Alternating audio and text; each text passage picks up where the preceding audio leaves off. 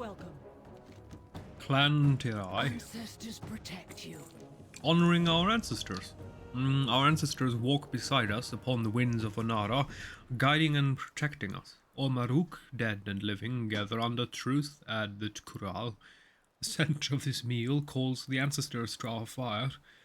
When they arrive, the Kural begins. Oh, Dragonflight's cooking. Honor them. 2 young Shikar delivered some game from your travels. Bring it here. I kind of miss the old mechanics from Pandaria where you had to plow a field and all. That was kind of fun.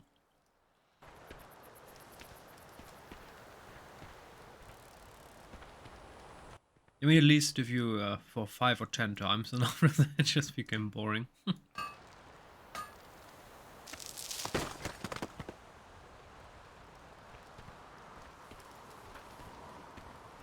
Alrighty, let's get the raw game meat.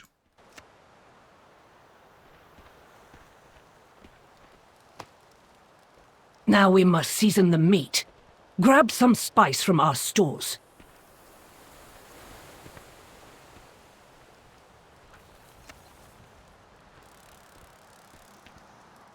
Well, look at you. What does Dotur mean in your name? I'm of Dira's bloodline, a daughter of Kanam Amatrasarest herself. You may find many of us among Clan Tirai, dedicating our lives to upkeeping traditions and serving the Maruk in many ways. When a Kanam Matara passes, a new fresh one is chosen from her daughters and granddaughters. Thus the bloodline follows as we continue Tira's legacy. May your arrow always Let's fly season. true. Apply jar of spices. An entire jar, oh boy. Our foes eat more spice than this. Get more.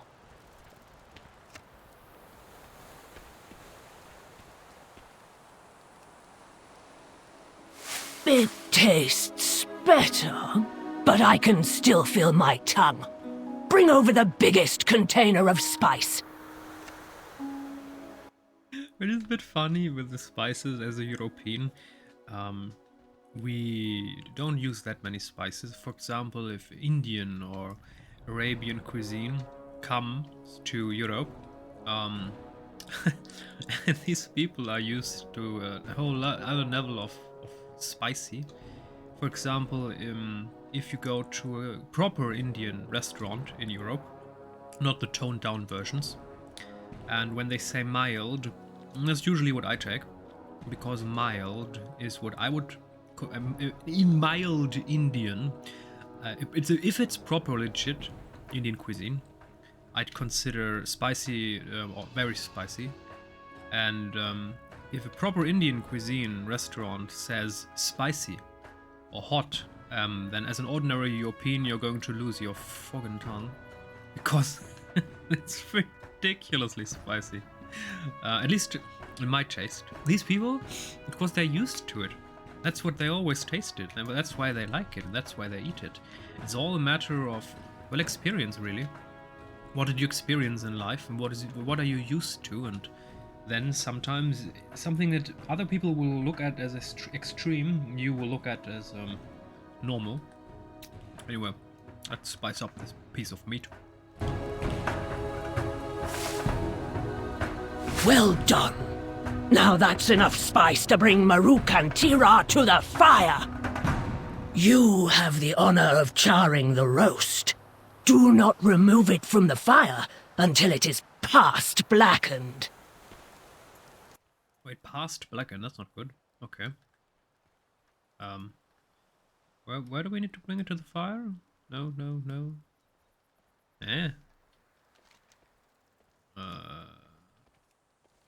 Spiced game. Oh.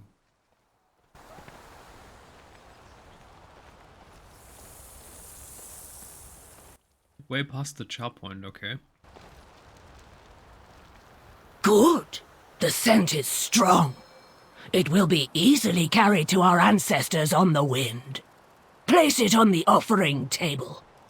I mean, as it appears, this is not meant to be consumed by anyone. It's just meant to bring in the ancestors, and then of course, okay, you need a strong taste.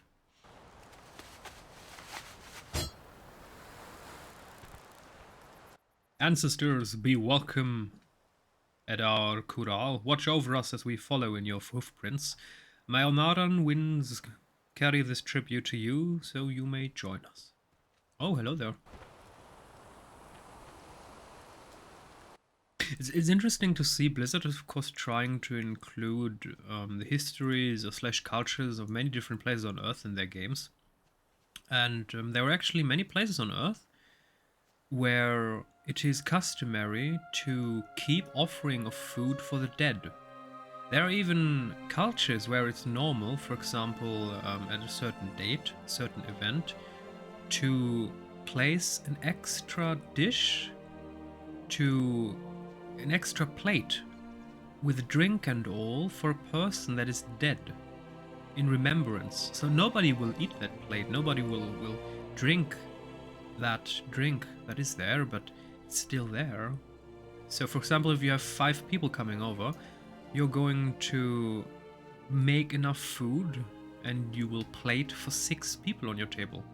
Simply because you want to honor your ancestor and kind of invite him, give him, well, remembrance and the opportunity to feast with you, even though of course that's not how it works. But that's not unheard of in the human history. And it's a beautiful idea. And there are of course other cultures that just offer food to ancestors. Or it's customary to, well, create a heckload of food that nobody will ever eat, simply as a token to the ancestors. I'm not sure if I like that, for example, because sometimes the amount of food that is presented for the ancestors is excessive. So, especially in areas where people are relatively poor and they're pummeling in 1 or 2 months worth of their livelihood just to appease an ancestor with so much food that they need. I'm not sure if I like that. Throwing away so much food, first if there isn't enough on the world, and then when the people themselves who are actually doing this are in need of such food. Yeah, it's difficult. I'm not sure if I like that. My family. Anyway, our ancestors risked much for our future. It is right to invite them to gather alongside us. For example, if I should ever die, I mean, I'm not in a culture where this is customary, so it will never be a problem, but if I would die, I would not want my children or children's children or blah blah whatever to suffer so they could honor me. I don't need honor in death. I just need to know that the ones that come after me are fine, that they rejoice in life, and that they have enough food. So if I would be dead, I would never want anyone to throw away food because of me. Don't throw away food. Eat food in my name. If you want to honor me, get a nice food table, whatever, nice table of food, and then eat it.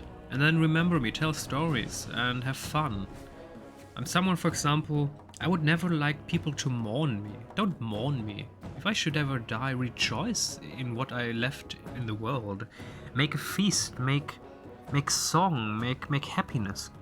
I don't like sadness where, oh, he died. Yeah, well, okay, so what? Rejoice in what you had, in what you remember. And that is more beautiful than any tragic ceremony could ever be, where people are all clad in black, and I don't want that. I don't want people to be clad in black and to, in sorrow and sadness, gathered around. No, make a feast, make a song, make a party in my name. That is what I would want if I would ever die. I will die one day. The question is just when. That's something that everyone should be aware of. We are all mortals. So we will all die, with certainty. Death is the only certainty in life. Everything else is uncertain. Our ancestors risked much for our future. The right to invite them together along, okay. A message from Sansa Khan. Hello! While you wait for the emissary to arrive, Sansa Khan is interested to hear how meeting the clans went. She sent me to find you and tell you to meet her in the center of Marukai to discuss. Oh, 40 levels? Oh, that's good. May your arrow always fly true.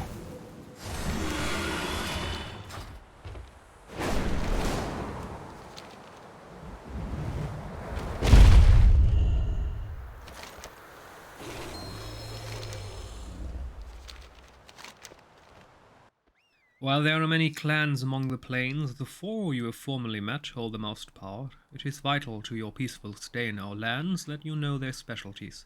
It is time to test what you have learned. Do you feel prepared? I am ready. Which clan upholds our ancestors' traditions and guides the Maruk according to their ways? The Tirai. Which clan is made up of centaur from across the plains who have honed a special connection to our god, Nara? That's Clan Onir. Which clan is the newest to rise to power and maintain the largest standing military force? That are the Nokud. Which clan specializes in honing their skills and hunting game? Blizzard, are you seriously testing a player's ability to actually listen to it? What if a player just skipped through everything? Quest. If he rushed through and then this would appear and then he would like, what? What am I supposed to do here?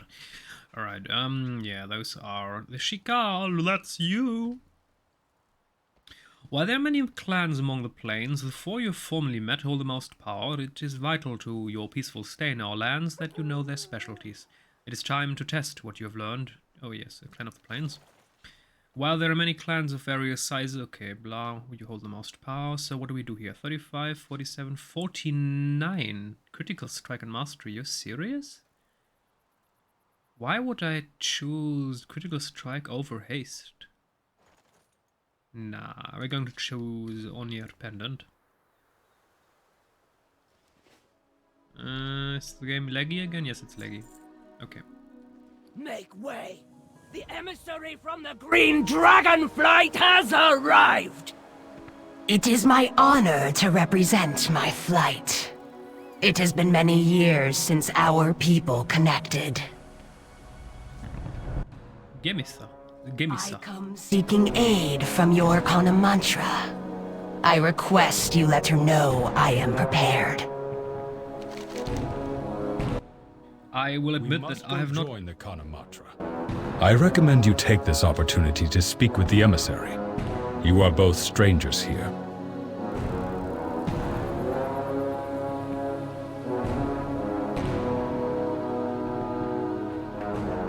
Alrighty, sorry, I had to sneeze. I will admit that I have not yet left the Emerald Gardens in all my life, and as such, I have never met a centaur, let alone a mortal from the mainland. However, I am not here as a kindly visit, but rather to plead for the centaur's aid in securing our oath stone and protecting our charge. I'm glad to see you are here to help as well. There is much to discuss. Oh boy. What is the charge of the Green Dragonflight? The Green Dragonflight is charged with the protection of nature and, most importantly, the Emerald Dream. It is a beautiful, spiritual, ever-shifting realm of natural wonder, a mirror of Azeroth, as it may have been, may one day been. Wait, why did it... What is this? Stop it. I did nothing. What is this? Or may still become. It is a world of healing, though it has experienced many of its own nightmares. Yeah, we've seen those. What is going on in the Emerald Gardens? Do you know of the Primalists? They have been launching attack after attack into our gardens since the Green Dragons returned.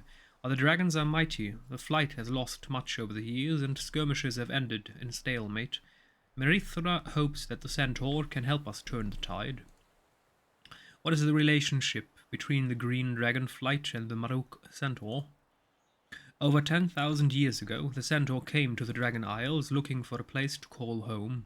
They laid claim to the vast open plains near our gardens. At the beginning, Centaur and dragons were foes, hunting each other and fighting over territory. The Centaur's first matriarch, Tira, and Merithra herself were the first to fight alongside each other. They proved the strengths of the Centaur and dragon together, that it would be only beneficial to their people to lay down arms against each other. They made a pact of respect to stay out of each other's way, but to provide aid to each other when their livelihoods were threatened. Seriously? How would they protect themselves if 100 dragons would instantly submerge from the skies and then just bathe everything in fire? I don't think that this would... Yeah, okay. Okay, yes, in the fantasy world they have a chance.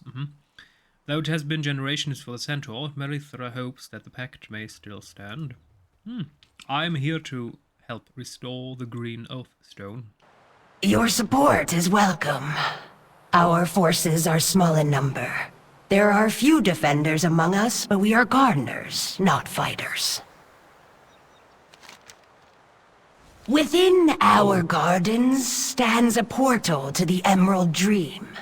We cannot empower our Oathstone without forces to defend our charge from primalist attacks. Marithra hopes that the Kanamatra upholds her ancestors' pact to aid us in this time of need. I cannot linger in Centaur lands. I must return to the gardens as soon as I am able. The Kanamatra has agreed to hear our plea for aid. She awaits my arrival at the top of the Krutal, the central building of Marukai. Though I must speak with her on my own at first, you're more than welcome to join us. Alright. I must speak with the Kanamatra. I implore you to join us when you are able.